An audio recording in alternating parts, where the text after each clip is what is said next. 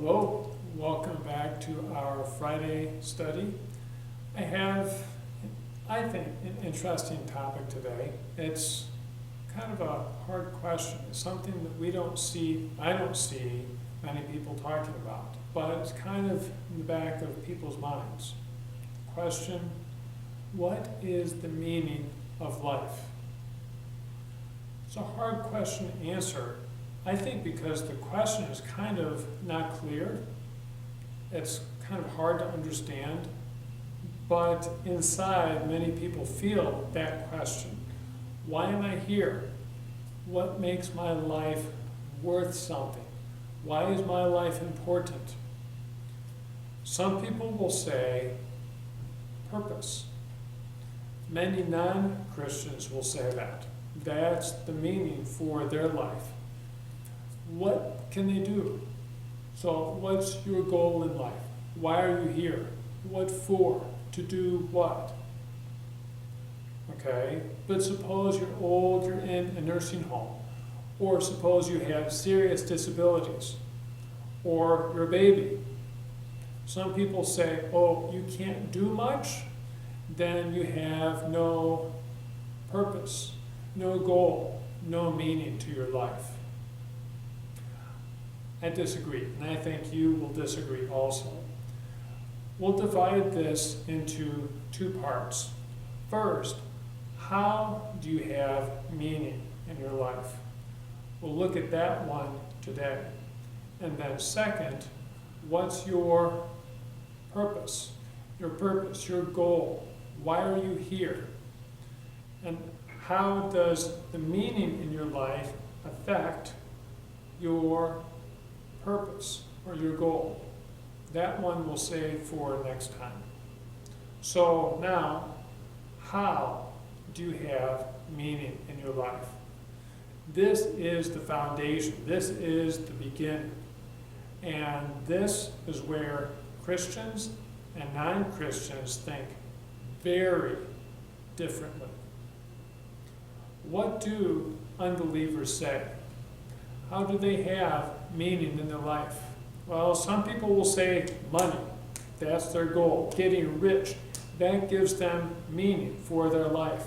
If they have lots of money, then their life is worth living.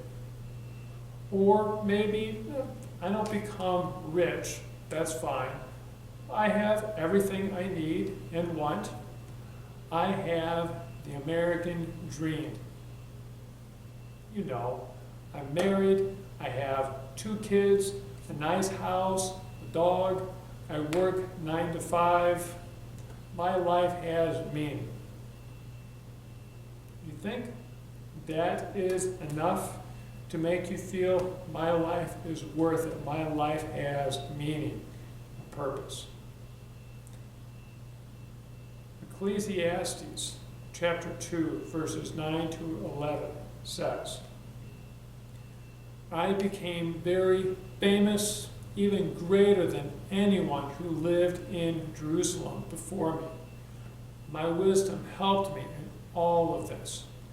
Anything I saw and wanted, I got for myself. I didn't miss any pleasure that I desired. I got it all. I was pleased with everything that I did. And this pleasure was my reward for all of my hard work. Then I realized, I looked at what I had done, I thought about all of my hard work, and I realized it was worthless, like chasing the wind. There's nothing that we can gain from anything that we do here on earth. There's no meaning there.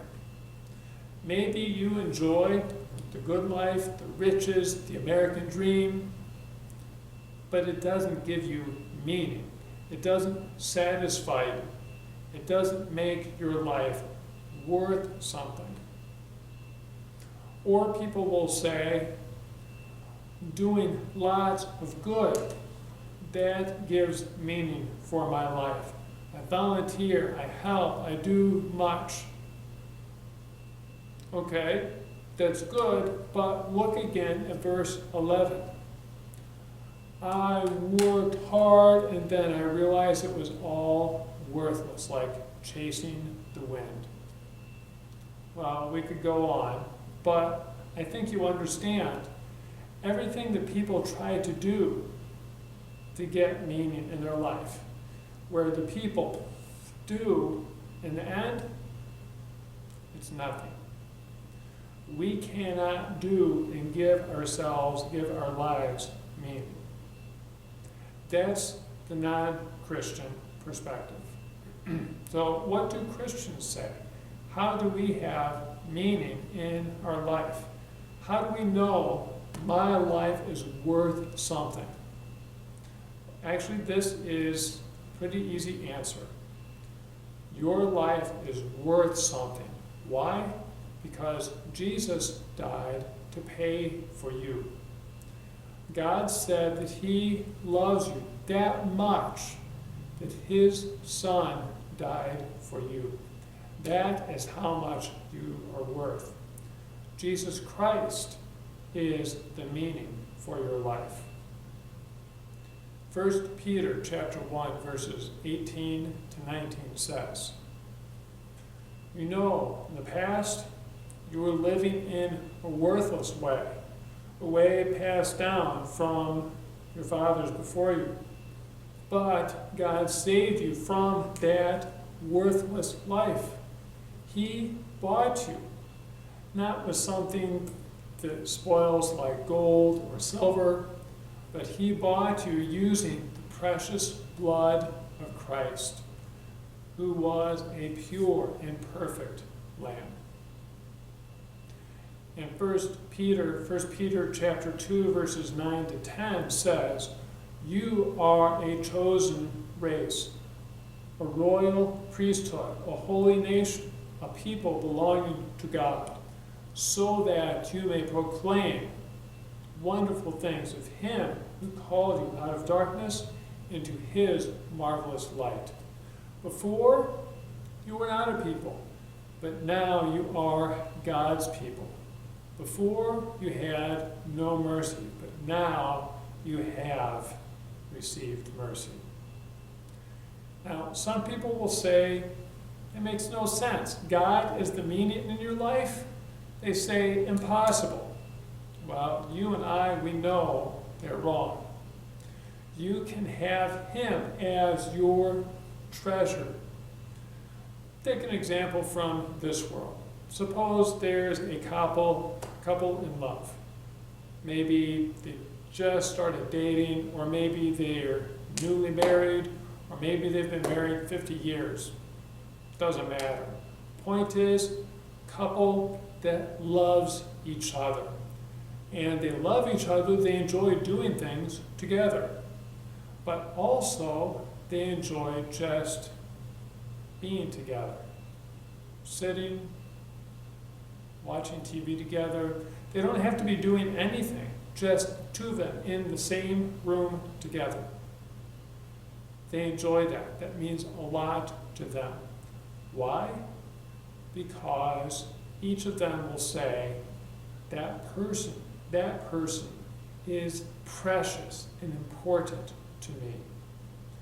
The same, Jesus is precious to you.